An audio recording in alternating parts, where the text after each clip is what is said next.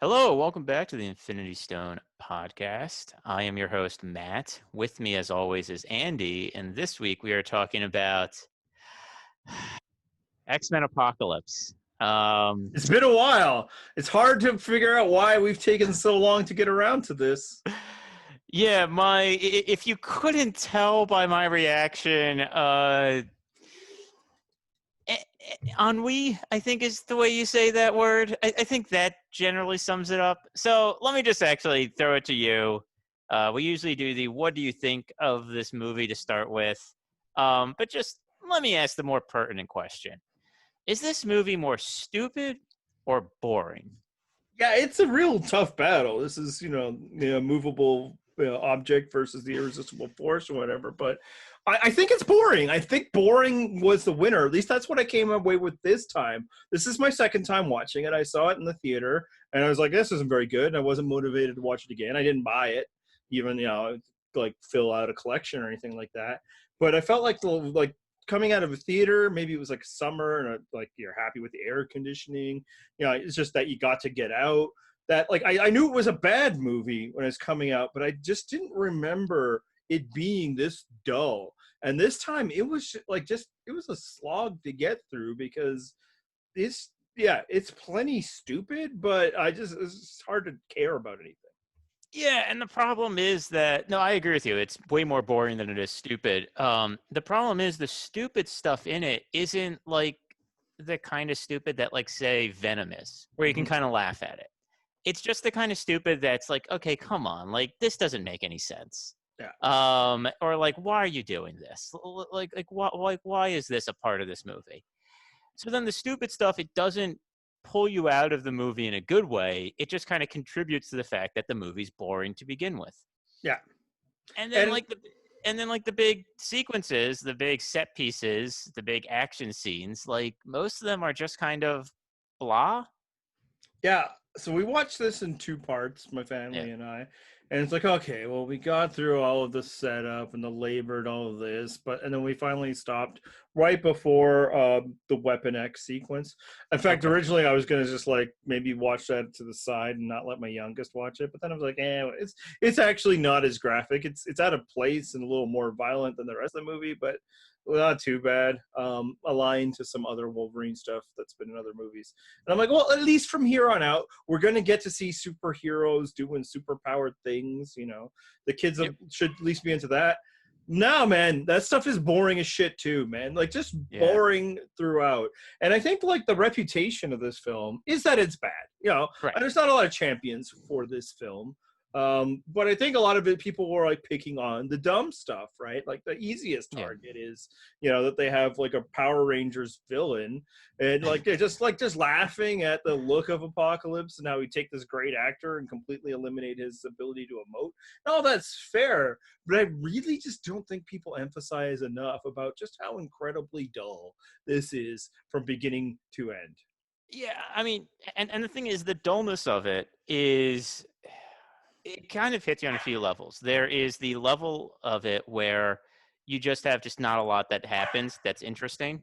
And then you have the level where where it's like what is happening is just delivered in such a way that you just don't care about it. You bring up Oscar Isaac and people pick on the way he looked and the fact that he couldn't emote through the makeup.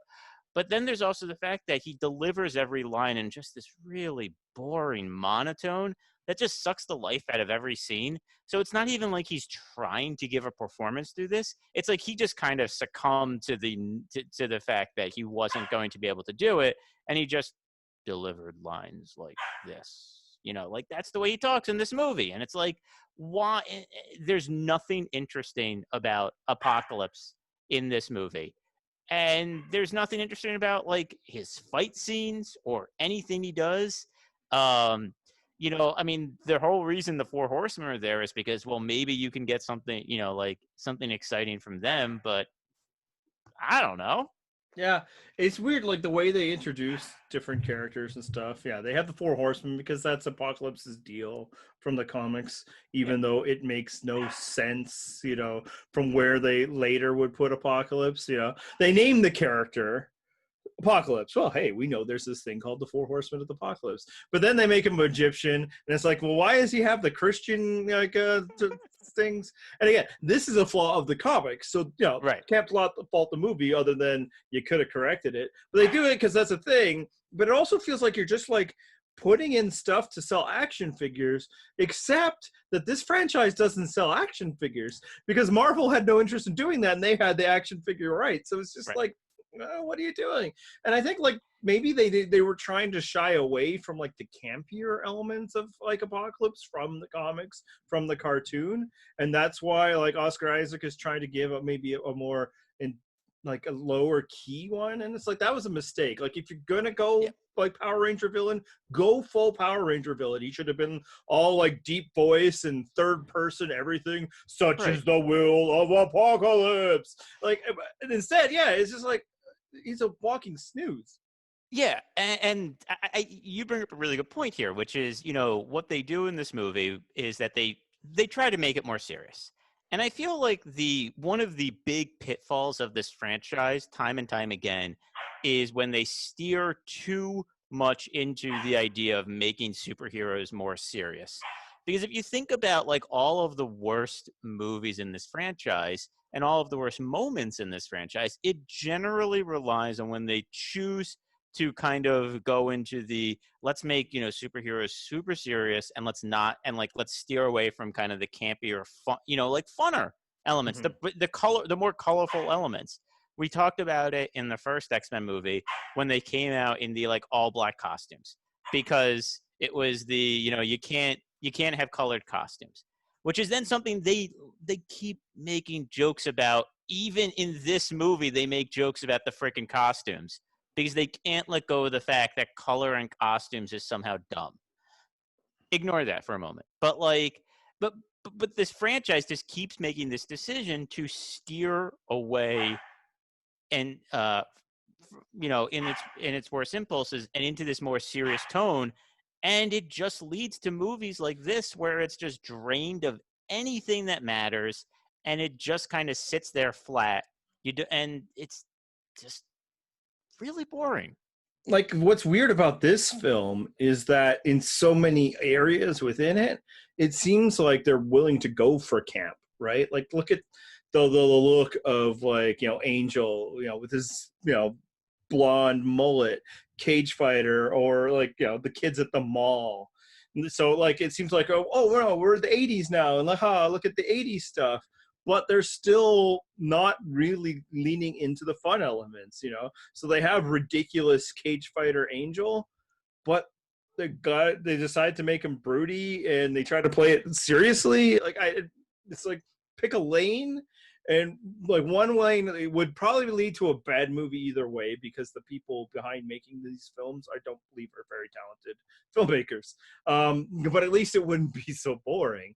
But it's like they went both ways, and it's just it makes no sense, other than you just have to accept that this franchise just slaps stuff together. So this is the movie now that introduces a whole host of characters. So after a start and a stop of this reboot requel franchise of we form a team, then it's like nah, we didn't really form a team, and then it's okay, now we're gonna form a team. So they introduce Cyclops, Jean Grey, Nightcrawler, Storm, Angel, Psylocke, Apocalypse himself. So now we have a proper X-Men by the time this is over. But do you care about a single character introduced in this film? No. Not even a little bit. I don't see how you could. The only way that it would make sense is prior affection for the characters from other mediums, except that I feel like if you have that, not only will you not care for these characters, you'll like actively dislike them for failing to meet any level of standards. Or I think maybe attachment to the performers themselves, right? Like if you're a Sophie Turner fan, then maybe just seeing her do a movie is something for you. Maybe, but she's honestly like the worst one of the new characters in this. Well, except for Oscar Isaac, who again, had costume limitations perhaps, but she is amazingly flat and just completely affectless, to the point where it's kind of distracting how bad she is. Yeah. I think the only one that's actually like kind of okay is Nightcrawler, Like, he has some fun moments, you Yeah. know, but he's like D tier, like in Yeah. this. He teleports a couple times and has a bit of an accent, and Nightcrawler has always been a character to inspire affection. But like, what's really weird is that this franchise, from the moment, well, the first time we started talking about X-Men movies, and it's been a Yep. problem ever since, was that like they never really that interested in like developing the characters or the cast. Yep. They stick to a core. It's been an issue since the first one, where it was Xavier, Magneto, Wolverine, and then a bit Rogue as a POV character. And it's weird is that they've gotten worse as it's gone along. Like Yeah. somehow the Cyclops and Jean and Storm of this film are less developed than the Cyclops, Jean, and Storm of the original franchise when they were like laughably underdeveloped. How is that even possible? You know how we talked about how in Days of Future Past, how many lines Storm had? I don't know if you remember the number it was, but it was one. She had one line in that movie. She still had more development than than Storm did in this movie. It's yeah, it's really bad, and it's not like they learn their lessons. You know, think about kind of the mistakes they made with Cyclops in the original three movies. I give them a third one, being generous there. Um, they don't course correct at all here. Like, they try to a little bit. They give him a bit of a backstory with his brother, which let's talk. We got a detour at some point to talk about kind of how little sense the time jumps make. But we'll come back to that. Let's talk about the characters here. And it's like, and so it seems like what the movie's going to be doing is going to be building up kind of Cyclops as this viewpoint character in the same way that Rogue was in the original X-Men. Um, and then it just kind of like pivots at some point, and then he's there, but it's not really the same viewpoint. And I think part of what happens is they split it a little bit with Jean, which then means that neither is the viewpoint, and but also like they don't care as much about these new characters as they do about the big movie stars they have in the big roles, which is Yeah. But yeah. even there, like this movie really doesn't do much for like James McAvoy. Like Nope. Professor X is kind of just a device in this film. So like that's been a problem through the franchise is that Yeah. like an over reliance and interest on the headmaster character when the rest of us want to see the mutants that go out there and do the fighty stuff. Yep. He's not like his character's taken a step back in this film. Magneto still gets his broody Magneto-ness. We're going to get to whether that aids the film or not. But yeah, and obviously like I'd say probably the biggest one is Mystique gets a lot to do because Jennifer Lawrence is a huge movie star, and Right. like it doesn't make sense for where she was at and where she was before. Why does she care about rescuing Nightcrawler but not care that the other mutant is like getting horribly disfigured? Who cares? But like we gave Hunger Games a big feature in the film, and that will help Yep. sell us tickets. And yeah, so there's that. And also Nicholas Hoult keeps getting more time with this franchise as he becomes a bigger star too. Yeah, It's like he was not really registering in the first movie. Then his star started to rise. He's more present in the second one, and now in the third one, like by this point, he's actually a star. And it's like Nicholas Hoult gets more to do than McAvoy does. yeah. You know? And then there's a question of like whether that makes sense because like Beast, like from a power set standpoint, and what they keep like revealing and having them to do doesn't really fit. Like last movie we talked about this is that Sure. who you want fighting robots? And Right. now he's supposed to be fighting like gods, and it's like, Yeah. and he's like kind of a little stronger and more agile. And if you kind of think about the way they have these movies structured, Beast and Professor Xavier are somewhat redundant because they're both teachers in these movies. They're both mentor figures. And so it really doesn't allow them to lean on the four people they want to lean on when two of them have the exact same role, which is to mentor young mutants. Because Beast, if you think about kind of like the fight they get in at the end here, is he's not that useful. Xavier isn't really isn't really like a field team member of the X-Men. It doesn't. So like their roles overlap, I think, too much for what they want to do for similar reasons. Like they're their powers don't make sense for the kind of fights they keep putting them in at the end. Yeah, and ultimately that could be overcome if you were better at designing your fights. Right. But the series isn't. And then like you get to the the Horsemen. I just love kind of the development of that. So we grab Storm, who is one of the more powerful mutants. Period. Like being able Yep. to control weather is huge. Great, 100%. perfect, makes sense.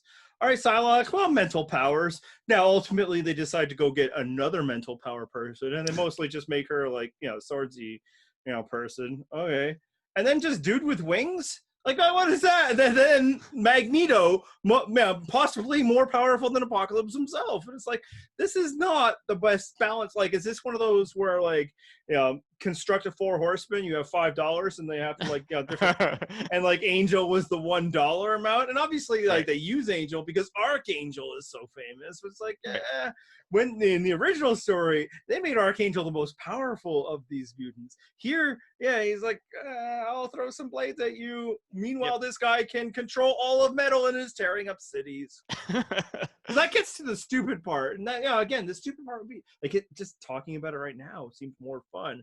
But most of the time, it's just like, whatever. Yeah, whatever. And then, like, the beginning of this movie is just like the perfect kind of like apotheosis of how Fox has developed the X-Men films, and kind of what we're talking about, not caring about anybody, is that they were able to construct a whole scene of like beings with power who they didn't have to name, they didn't have to give motivations for. It's just, we want to do a blasty thing. Oh, well, that guy over there has blasty thing powers. Oh, this guy has strong thing powers. And it's just like, this was probably what they wanted always. It's like, yes, we don't even have to pretend. Yeah. So I want to talk a little bit about the time jumps that we've been going through kind of with these requels.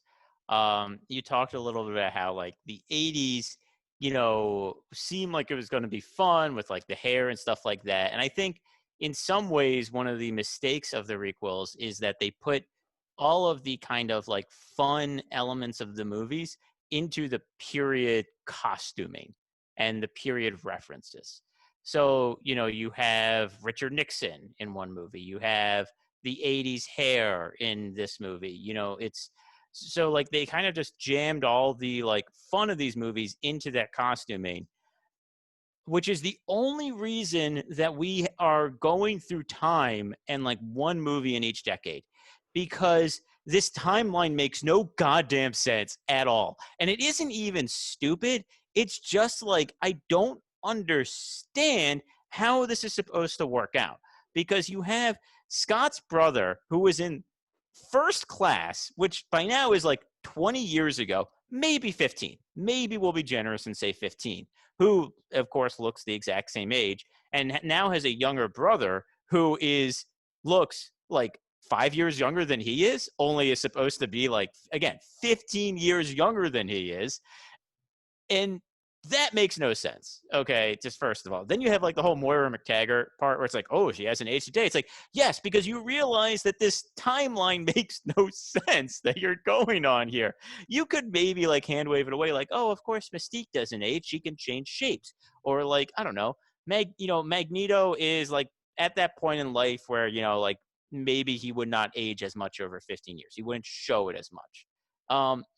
But it just, so much of this timeline thing only makes sense because the only reason it's there is because they want to do the period trappings, because that's the only way they know how to have fun in these movies. Yeah, it was the only way to differentiate the very first film, First Class, from like the other superhero movies that were completely outclassing, the Fox franchise. And they wanted to do something new because of how badly they had tanked it with Last Stand and Origins, right? Yeah. So, and then the people responded to that, like, oh, hey, it's kind of fun. We get this swinging superhero story. So they're like, oh, yeah, we'll just keep doing that. And like, in some ways, maybe you just kind of let it be. Like, yeah, that's dumb, but forget it. They're just trying to pay homage to the X-Men through the eras or whatever, right? Sure. Except that it does, they're for one, they're not really doing that. And what also ends up happening is they always time jump in order to make it happen. So even if we kind of like, allow for the fact that maybe it's kind of like Marvel time in comics, where everything just kind of moves around within a period of 15 years, but they still, to accommodate it to some degree, jump forward in time, and that becomes a problem for the narratively, because Yep. we're always resetting the status quo when things go. Like if these movies, and you know, as we talked about the last time, they didn't, but if they were, even if they were able to like build any level of momentum, hey, we have an X-Men team, okay, Yep. how now Xavier's ready to do this. By the time we get there to the next movie, because we're jumping ahead some indeterminate amount of time to show a new decade, we lose all of that, right? Like Magneto at the end of the last movie is dropping RFK Stadium on the president and stuff, and now he's just out there living his life in Europe, forming a new family. Like there's no continuation of what was at the end of that movie. Okay, now we've got Xavier ready for the cause, and we've got, you know, the real battle between him and Magneto. Mhm. I thought we had that at the end of the first movie, but no. Okay, now we have a real, and it's like, well, no, that was resolved. We're not worrying about it, you know. But of this, by the same token, I guess Mystique has been out there freelancing again. Like there's just never any momentum for the franchise. Yeah. And I will say, like, I've seen Dark Phoenix, you haven't. At least this, that they don't restart the X-Men with that one.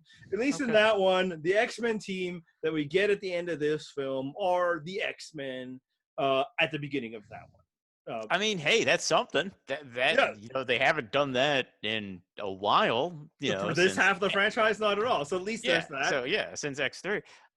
So yeah, I mean, you're right, because it also harms the films narratively, because you have to spend all of this time catching back up on what's happened, and of course, you also have to spend a bunch of time at the beginning of the movie establishing the villain.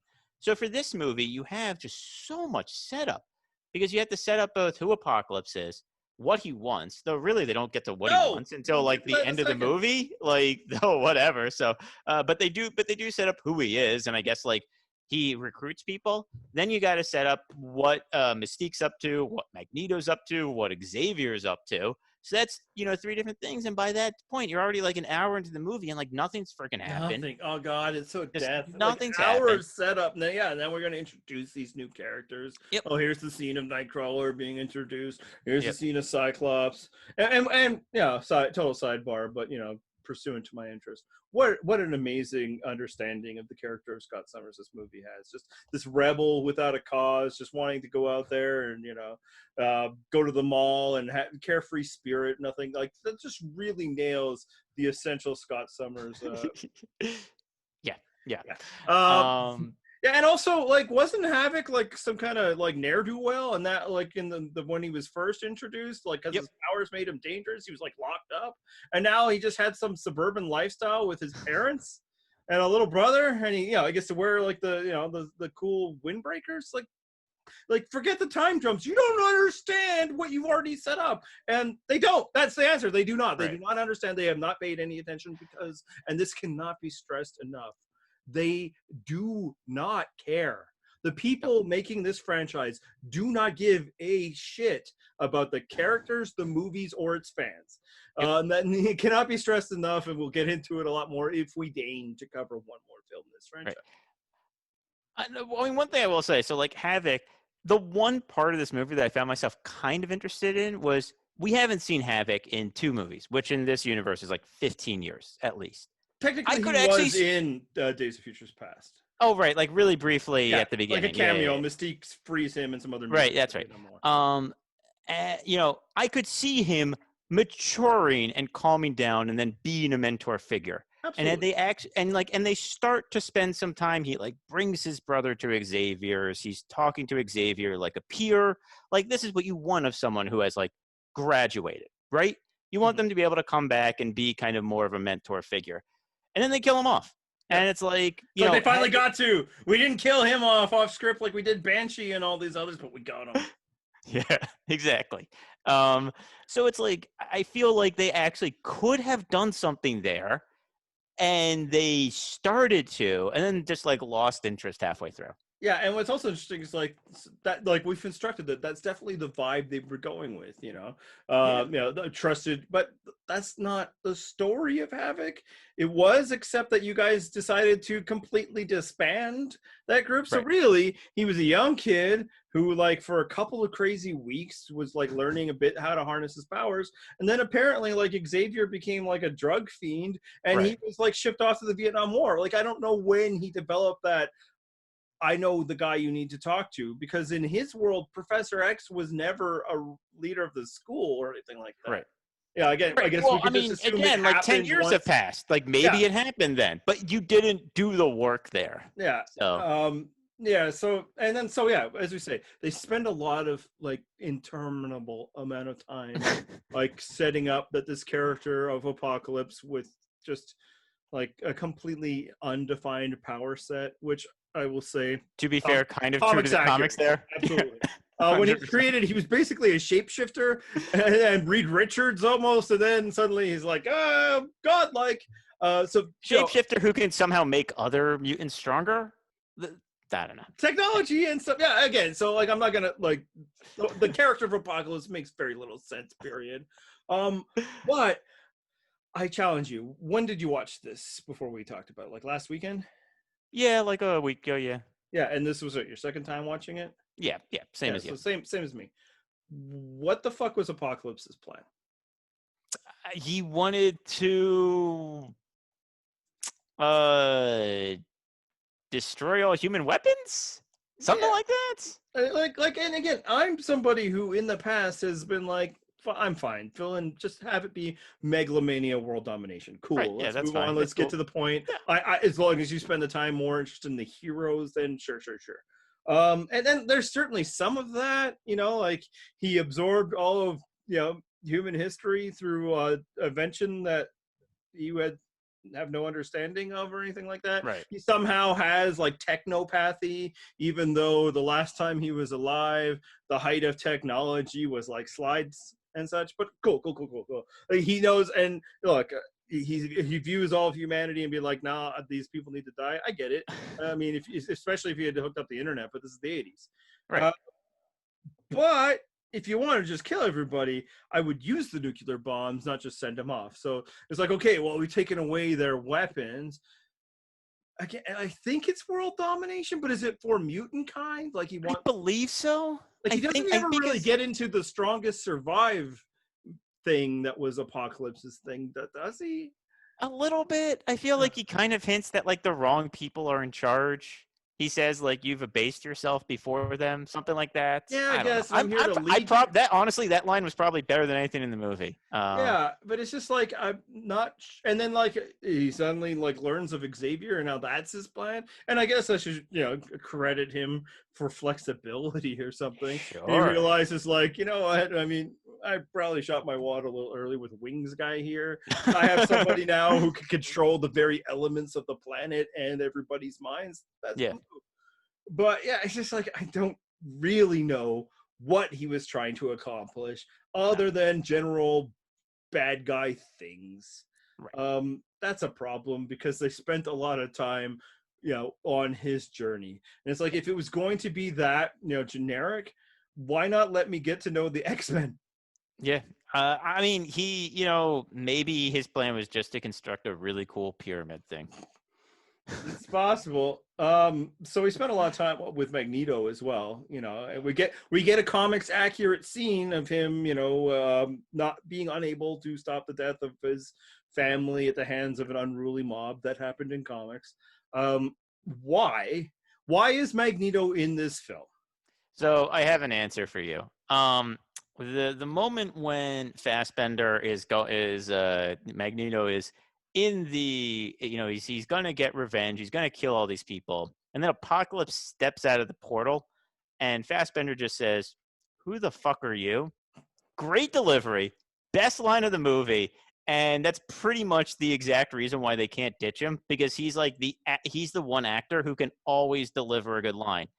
In terms of characters, there is no reason Magneto should be in this movie, and in fact, he actively detracts from the rest of the movie because it's just again like making everything about Magneto when he's just like a henchman here. It doesn't make sense. Like there's no battle over his soul like there was in previous movies because it's not about him here. It's about Apocalypse. It's yeah, I mean, the obvious answer is because they have Michael Fassbender, and right. he is, famous, and really good. Good. When he is battling with, begging for people to not harm him and his family. Yeah, it actually is fairly emotional stuff. He is able to draw emotion through the sole power of his acting. The movie does not earn it at all, especially since this new version of Magneto we didn't get to. We were just this is what Magneto is now. Oh, he has this whole different life. So yeah, there's that, but it's just like structurally, yeah, it makes no sense. It's like they watched The Last Stand. It's like, you know what really worked in that film? When we reduced Dark Phoenix to just being a henchman of Magneto.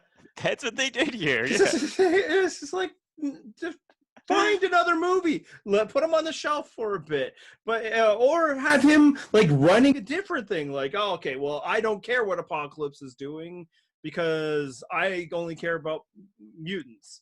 And then like the key being Charles being like, no, Magneto, you have to save something. Right. But no, like, so like they give him a lot of time because he can do stuff, and they're trying to establish where he's at now. He is incongruent to where he was developing before. And spoiler alert, the same will be true when he shows up in the next film. Okay. But yeah, he should not be there. And also shouldn't. Just, again, what I said before, from a 4 horseman power, you didn't need those other 3. You just needed Magneto. And then it gets to the point, it was like, why does Magneto need Apocalypse? Maybe Storm. Yeah. Well, she doesn't really do that much, right? No, she doesn't. Watch and then realize, oh yeah, you know what? I'm not actually that cool with the mass murders. And that's another thing. Magneto kills so many fucking people in this movie. So many people. And then it's like, well, but at least you'll help build our mansion again. To be fair, Apocalypse did kill the people on the planet. Magneto is going to, but Apocalypse did. But when he's laying waste to cities with his magnetic power, people tend to live in those things. If you don't see them in comic book movies, I don't think they exist. All right. So yeah, I mean, and the stuff like that. That's like how it's stupid. But you can't stress enough that it's also just like, yeah, who cares? Yeah, whatever. Yeah. Is this over yet? Oh my God. They haven't even gotten to the X-Men mention yet. They haven't even gotten to the best scene of the film. So what's the best scene in the film? It's the Quicksilver scene again, isn't it? That's right. I'm like, oh, we're really not at the Quicksilver scene yet? God damn. And the thing is, I mean, like, what I remembered of that scene before I watched this again was I was like, okay, well, like, it's not as good as the one in Days of Future Past.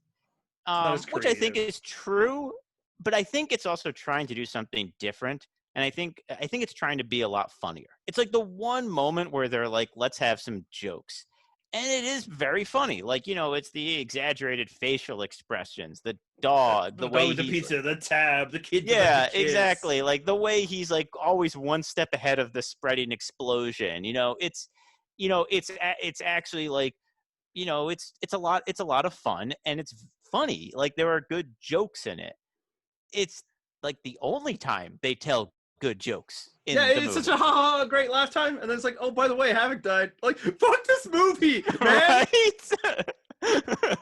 And you're like, yeah, no, my reaction after that was like, wait, he didn't save Havoc. And it's like, wait, they just kill him like that? Like, okay. Again, sure. Like, it's not like I deeply care. I don't care at all about Lucas's Till's Havoc, because this franchise has made sure that I would not, It's like, okay, MacGyver, but it's just like, it's just hilarious how it's like, look at all the funny stuff he's doing. It's like, oh, actually, hey, Scott, your brother just died. It's like, what? Like, just let it be fun. Like, what does that add? We could just be like, he was hurt, and then he could be knocked out and forgotten like Jubilee and everybody else in this film. You didn't need to kill him. It added no, like, extra thing. This isn't the thing that suddenly makes Scott Summers broody. He broods for like a minute or so, like, oh, my brother, I should have been me. And they're like, nah, it was fine. And then that's it. That's all they got. That's it. Yeah. Yeah. There was one other time I laughed in this movie. Right after Apocalypse destroys all the nuclear weapons, someone says something to the effect of, my God, he's history's greatest monster. And it's not an exact line, but it's basically that line. And I just kind of started laughing because I'm like, oh no, someone destroyed all the nukes in the world. What a monster he is. Like, maybe Apocalypse is the hero. Like, I don't know. Like, Apocalypse was right. Yeah, the Quicksilver thing, like, even though it's so much not as good as the other one, is the best sequence. And then Yeah. it is immediately followed by the worst sequence of the film. And that's the completely stupid and waste of time side quest for Weapon X. It's just like, Yeah. there's no 100%. value to that whatsoever other than, hey, he agreed to do a cameo. Let's do this thing. It's incongruent for one for how the Yeah. last movie ended. So suddenly he's been captured by Stryker and put through this program, even though the last thing we saw was that it wasn't Stryker, it was Mystique. Right. They can't even remember where they left off with that. And then so they have the X-Men captured. The only reason they're captured is to bring them to this Weapon X scene. Like, nothing comes of like their discussion with Stryker and like what's going on with the world, other than like they get a plane. They had a plane, except that you decided to blow it up. Like you cut that out, and this movie is way too long. It's over like I think 2.5 hours long. Yeah, it's right about there. 2.5. Get rid of that, and Yeah. nothing changes. Just okay. Professor X is captured. The mansion is destroyed, and we X-Men are here. Let's go fight Apocalypse. That's all you need. But they have this completely pointless detour. And what's interesting about it is like it's still not completely horrible on its own, because even without saying anything, Hugh Jackman is better. It just in the way he holds the screen and the scene than almost everybody else in this film. It's just so pointless and divergent. Right. So I think what they were going for was like, oh, let's give the kids an adventure where they can prove that they can, be useful, So the kids have to break into Weapon X by themselves, It's like Cyclops, Jean Grey, Nightcrawler proving that they can be useful. And yeah, kind of. But then also like most of the work is done by just a Rampage and Wolverine. So they don't actually do all that much. Nope. Yeah. So it's weird because like I think the point of that was supposed to prove their bona fides, right? It's supposed to prove that like they can hack it. And instead it's like, well, really they just kind of freed the guy who actually can literally hack it. Yes. But no, I mean, and then it like is an excuse to jam in like the Logan Jean. This must be why he feels such a connection to her. Yeah. She's a literal child. This is not cool. If this is where he fell in love with her with this mental thing, she is a child. You're wrong for this, X-Men. I mean, you're often wrong with trying to force the Wolverine gene thing, but this especially. Yep. What did you think was the worst, or did I nail it? I don't know. I mean, like, yeah, you probably nailed it. It's certainly one that I wanted to talk about how out of place it was and just how. Like, so how about how great and appropriate the trip to Auschwitz was? Let's just bang up love that, stuff, right? Yeah. Did, I mean, obviously it's been a sequence in this film, but it's like now we're really poor taste here. We have like Power Ranger dude here and all of this. Yeah. So you keep mentioning it, but did you actually watch the mall sequence where they actually go to the mall? Do you know what I'm talking about? Well, I've seen the deleted scene, which is so much better. Right. Yeah. No, that's what I was going to bring up. Like, but there is a scene in the film where, of course, they get. Oh my god! So they get the Return of the Jedi, banter, and they make sure to get in the line that the third one's always the worst one. Yes. What an incredible flex! Because you're saying that as a knowing wink, but you can't do that if the third one, this movie you are making, is the worst one. Yes. They think that, and especially because Singer's doing this, and he thinks it's a jab at X-Men: The Last Stand. And sure. It is, but it's also So but I think they cut out kind of the longer sequence, which arguably might have been the best sequence in the film.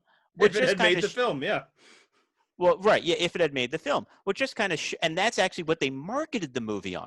They marketed it on this mall sequence that they cut out large parts of. Which just kind of shows just like where their head is in terms of like the filmmaking choices they continually make in these movies and just what they prioritize and what they leave to the side.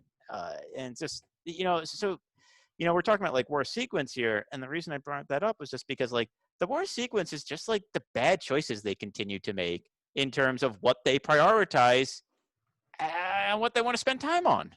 Yeah, So like how dare we have fun and actually, start to find like attention and affection for these for these characters characters, you're trying to yeah, introduce when really what we need to be doing is shoehorning in moments with more famous people right. because And that's what's going to make the money. like, and the thing about this movie is like it's both like too simple in a lot of ways. Like it's like very kind of like A to B to C and then it's over. But it's also just way too complicated in the ways that we've also talked about. Like none of it makes any sense. Usually the power of something that's simple is it's straightforward and makes sense, and then you can just move, and so you don't have to get bogged down in the details. But like, but this is both like, there's not that many sequences, and yet it gets bogged down in just these endless details that make no sense. Yeah. So And like some of this is more of a wrap up discussion if when we get to Dark Phoenix, but since this discussion was being had even before Dark Phoenix ever came out, is like some people when, railing against the purchase of Fox by Disney right, for I think legitimate reasons. There are concerning, monopolistic concerns, although I think sure, some people focused a little heavily on the content creation side of like movie studios and ignored the possible balance of streaming services that resulted of this, ignoring that like Netflix was the monopoly that maybe we should also be worried about, and also that Comcast buying Fox, it doesn't exactly help the situation. right, So one monopoly over the other, but are like, we don't even need somebody else to make X-Men movies. The Fox ones are just fine, and it's like, no, yeah. they really truly aren't. Obviously, like this They movie had is their just, successes, yeah, there but were yeah, some good ones, right? And we've talked about them. This movie is a failure on levels, and yeah, it's not just like a result, like you made a bad movie. It is a failure because everything that was always wrong with these franchises is present heavily without any of the offsetting things, right? Like even correct, we talked about this last time. Days of Futures Past, possibly the best movie in the franchise. I think I'm partial to X2, but they're right there in the tier. It still like has all of the flaws of the franchise. It's just sure, what they did was good. So you could right, just like, yeah, okay, so they like ignored all the characters again and like totally interrupted any kind of momentum. It's a terrible franchise building, but like this was a good story, so it's an enjoyable movie. This movie doesn't have any of that, and it still has all the flaws and excesses to the point. And because this was the one building towards something, meant that like this franchise could just never be rescued from here on out. right. So like and we can talk about it more with Dark Phoenix, although that'd be kind of a post-mortem, but like what do you think? Do you think like Fox like were what do you think of Fox's stewardship of the franchise up until this point, and will anything be lost the fact that we're gonna bury this franchise from here on out? No, I mean, I don't think anything's going to be lost. I think the Fox kind of template of movies had run its course. Now, maybe that's the Bryan Singer template, because one of the things is that they don't get many new creative voices in this franchise. It's Singer started it. He got removed from the worst one. Then he got brought back for Days of Future Past, and then he brought back like one of the writers that was around for some of the worst ones anyway. Because I think Kinberg, I think, was the guy who wrote The Last Stand, and then he's the one that's in charge of Dark Phoenix too, Mm-hmm. and maybe also this one. So it's not even like they're they are getting different voices in. It's this was really kind of shepherded in many ways by Bryan Singer.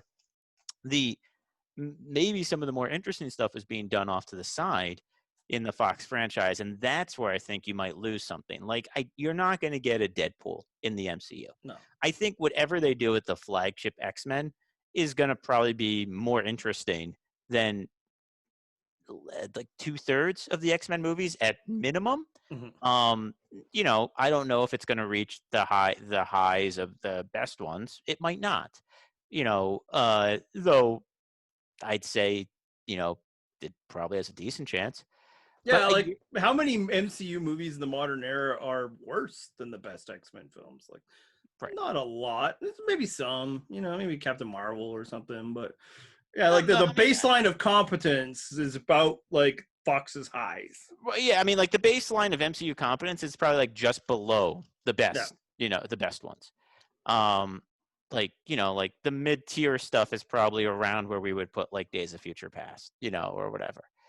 Um, So, but I mean, you're not going to get a Logan. You're not going to get, you're not going to get a Deadpool.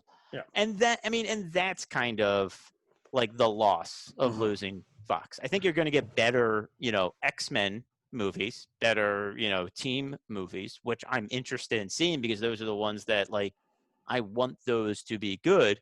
But it is kind of a loss, in my opinion, that you're not going to get something that is as different and as unique in many ways as the Logan and the Deadpool is. Yeah, which we'll probably get to. Frankly, we probably need a reward after getting through this.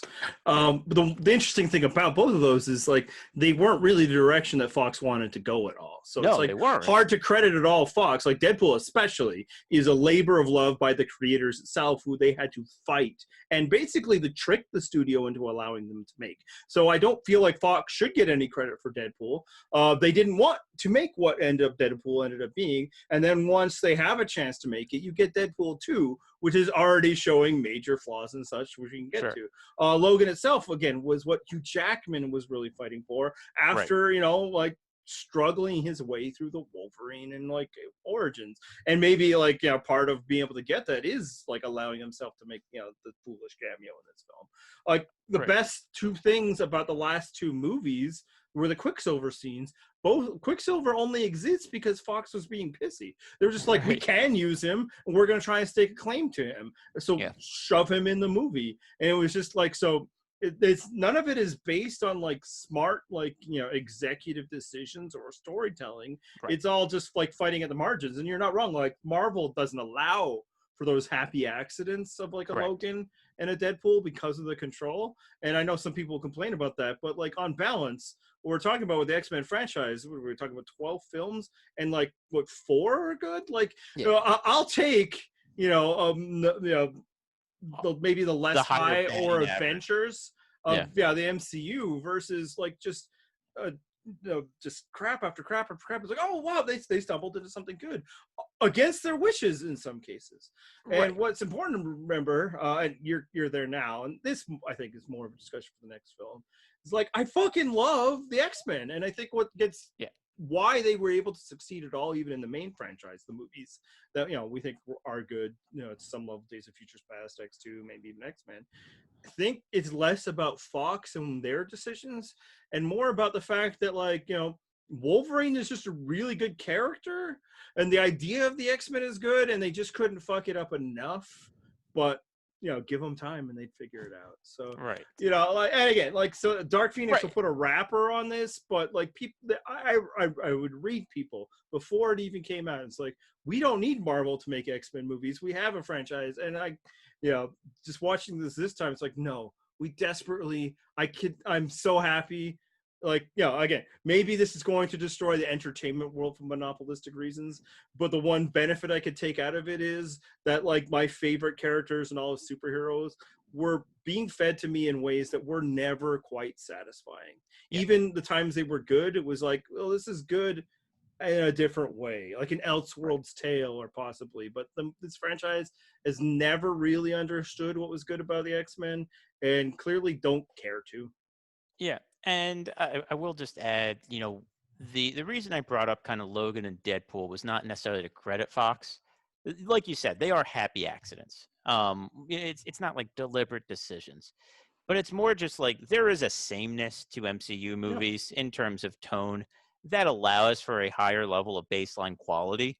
But it also means that there's a sameness to it. Now, to that, I would say, I wish there would be more differentiation to them. I wish there'd be more differentiation to superhero movies, except that so often when we see differentiation, we get stuff that I'm just not interested in, like the Zack Snyder, Batman versus Superman crap. And so, I do wish that there would be more differentiation within the MCU, because one of the problems I feel like with, like, say, Captain Marvel going back was the fact that it was like in many ways kind of like boilerplate MCU. It didn't have enough to kind of elevate it above the genericness. Yeah, and I agree with that. And like, I can almost see like X-Men is trying to do something different, these films, when they're trying to do anything at all, right? Like the Yes. thing we've said is that they at least have like a point of view. There's like a theme to these films that you're not going to find in the MCU. The No. MCU theme is basically heroism. Yeah. Which I'm fine with. That's my bag anyway. It's like, yeah, but like, yeah, the very, the underpinning themes of the X-Men are there. They've tried it at least a few times. Oh, actually, that gets to a point I wanted to make about this film and the franchise building itself. So like, I can see where, like, if you're at a glance, especially if you're not really watching these films or caring that much, and more you're trying to make a point about, the sameness of superhero films. Mhm. But they don't nail it. They don't care. They make bad movies, and the main reason why their main motivation for making movies was simply to hold licenses. That was it. Like, obviously, everybody's motivation for making these movies is to make money. Yeah, I'm not claiming at all that Marvel has some like artistic endeavor. It is about making money, but they do have more skin in the game, and they realize if they destroy this brand, their company fails as like a complete entity. Fox will not fail if they make shitty X-Men movies because their whole business model isn't built on the X-Men. In the way Marvel Studios, if this films, then they're not selling toys, they're not selling bed sheets, they're not selling comic books. So they just don't care. And it's just like the idea that like, oh, well, the X-Men movies are like different. They're not like the MCU. Yeah, but they're bad. And I Right. don't want bad movies anymore. We deserve better or Right. none at all. I'm okay with none at all as well, but that was never going to happen as long as Right. Fox was an ongoing concern, because they knew if they didn't make any, they wouldn't keep it. So Yep. yeah, that was a problem. And the thought I had about the world building is, and related to this film, is that Days of Futures Past started too soon. They threw that movie, and again, it's a movie that works because of the performances, because of the story itself, and I think because of our attachment to the degree that we have it of the franchise as a whole. That's why the future and the past kind of is fun. But it also happened in a world before they had established anti-mutant hysteria, Yeah. and now that franchise doesn't have it. Like this film should have that, right? It should like be the world where the like hates and fears them, but at most it's kind of like They they hated they for Magneto, yeah, but they for good should. He's reason. an international terrorist. Like, and they try to make that scene about like prejudice and all that, but it's like, no, this guy like tried to kill the president on TV. They Yeah. should be scared of him. This is what you would find out if like Osama bin Laden was living and working with you. Yeah.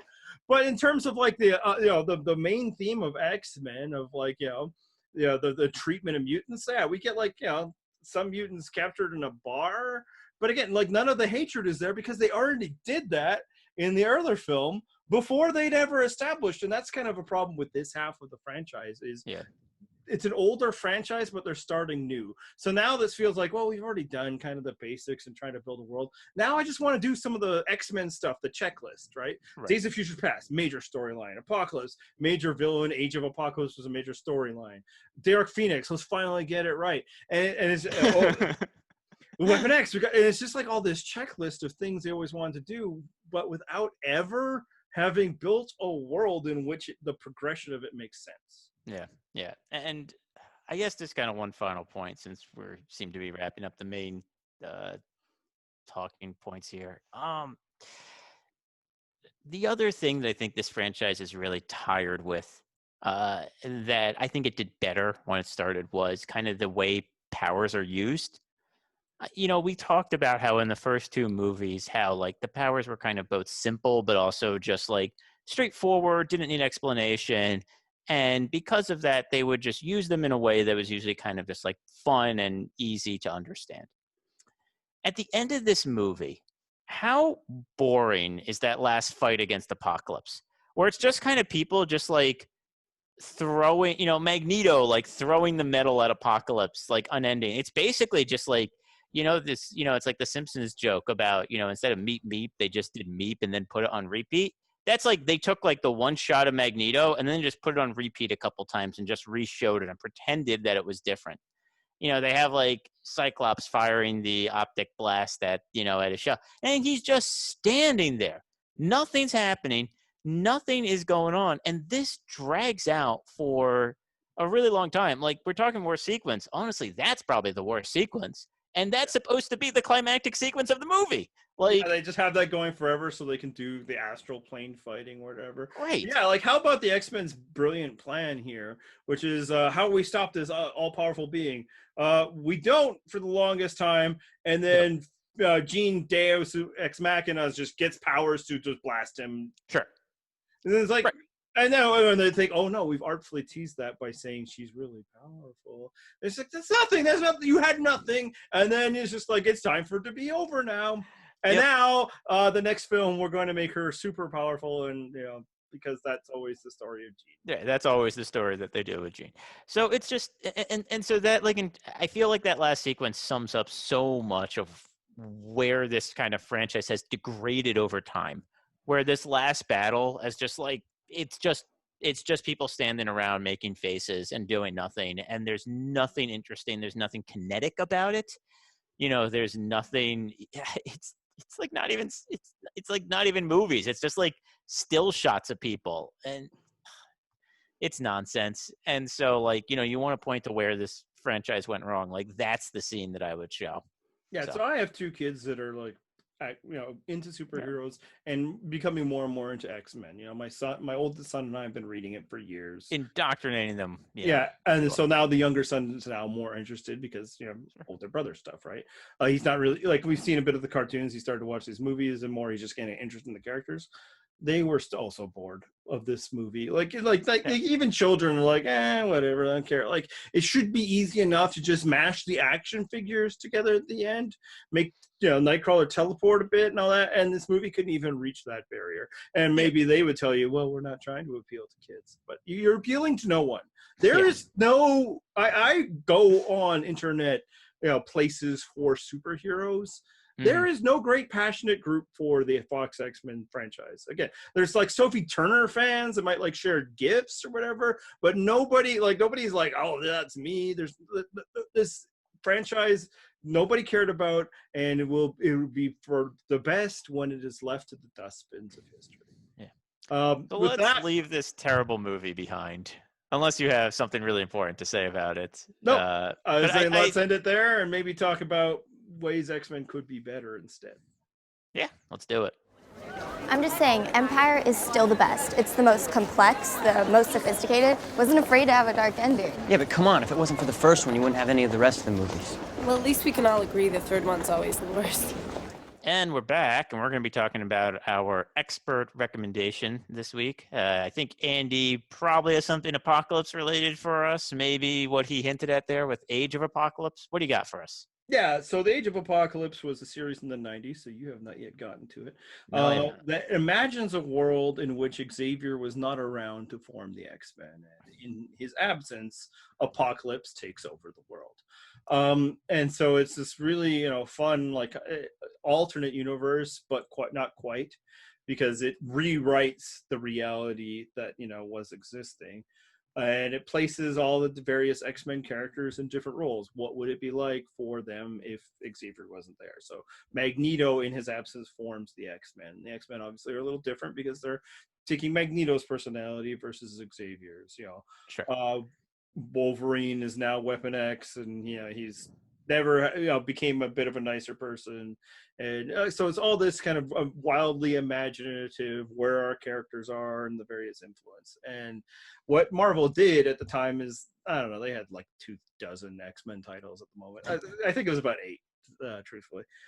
X-Men, Uncanny X-Men, X-Factor, X-Force, Cable, Generation X. Was Excalibur still going then? Excalibur and X-Men Unlimited. Hey, I nailed it. Oh, no, 9. There we go. Jeez, okay. One of them was a quarterly title.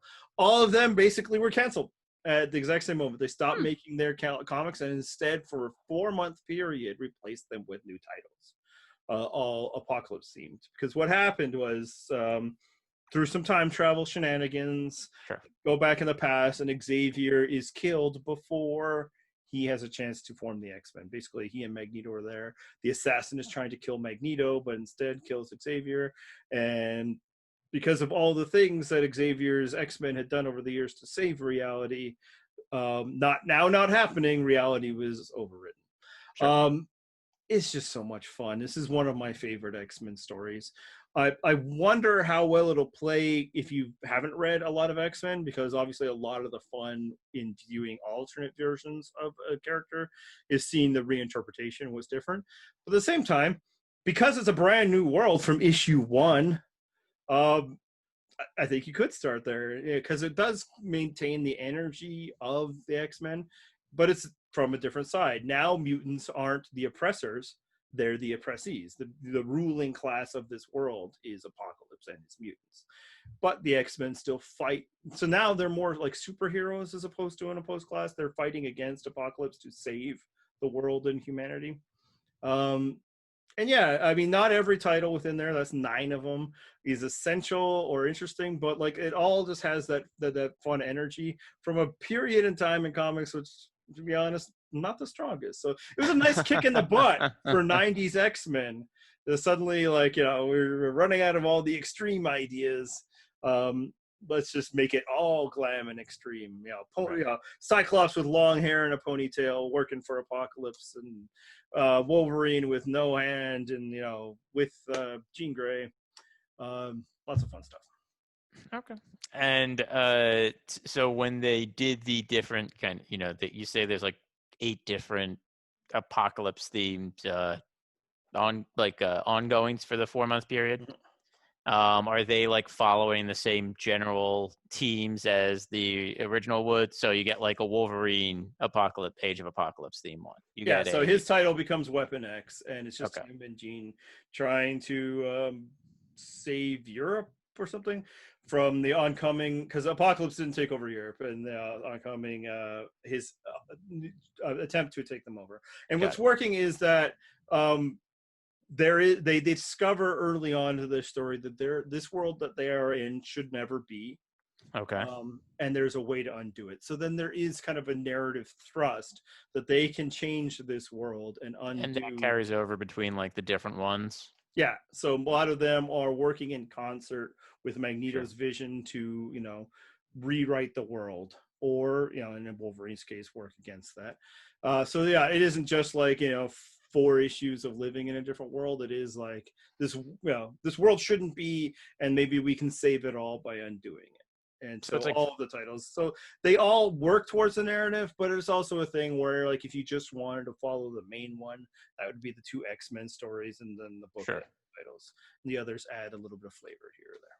Got it. Right, because at this point there are 2 main X-Men lines, and so so those would be the 2 main ones, and then the rest kind of add flavor around it, kind of like what's happening elsewhere. Yeah. Okay. And so it's easily the best thing they did for an entire decade. And like, you can, if you are a subscriber of Marvel Unlimited or know somebody with a password, they're all there. It's easily viewed in kind of reading orders. Generally, you'd read all the 1s and the 2s and the 3s and the 4s, dedicated to reading it all. It's also been collected a lot of times. So if you want to see, and it fits in with the idea of Apocalypse as somebody powerful enough to take over the world, and it also fits in with poorly defined power sets and just general megalomania. Like, that is essential to the Apocalypse thing. Basically, how Apocalypse started is in X Factor, they were creating a big boss villain, and then a new writer came in and is like, that's not going to work at all. We got to come up with something else. Let's name him Apocalypse, and then I'll figure it out next month. And from there on out, it was really just trying to create a big bad who can live up to the name Apocalypse. And that's where you get like the 4 Horsemen stuff. And then later it's like, well, let's make him Egyptian. Why? I don't know. Because that makes him really old. And then we can use that imagery. And then they're like, mutant or whatever, Yeah. What's his powers? I don't know this, but also lots of technology. And you've experienced the creation. Oh yeah, I've already experienced the beginning of that. Probably like, a bit more than just the beginning of it. And it's it makes. So in this one, you don't have to worry about it, because it's a world where he had already done all of that taken over stuff, and now he is just the big obstacle, and his horsemen are the other main villains that you'll fight in different titles. And so it's a lot of fun. I would probably make listed as one of my top 5 X-Men stories. Oh, okay, cool. I think that's it this week. That's it. So are we doing this, or are we going to watch Dark Phoenix? I think you never have. I have this kind of awful desire to see how bad it is. I'm not gonna lie. I think we will. I don't know if we're gonna rush out to see it right away. Yeah. But I think unlike this movie, it'll give us a little bit more passionate. I have takes, is what I'm saying. Right. Yeah, that's the thing. Like bad movies give you more takes than a boring movie like this was. So stay tuned for that. If you've seen the movie, you probably have takes of your own.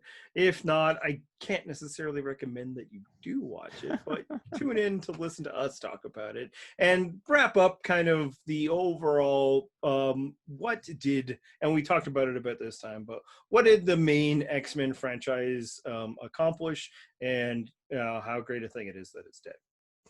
Yeah. Or what a way to go out. Maybe that's what Dark Phoenix really is there you go. And I guess a little bit of Captain Marvel talk will end up happening. You can find us on our website, infinitystonepodcast.wordpress.com, and subscribe the various ways you can get podcast or on YouTube. That's it.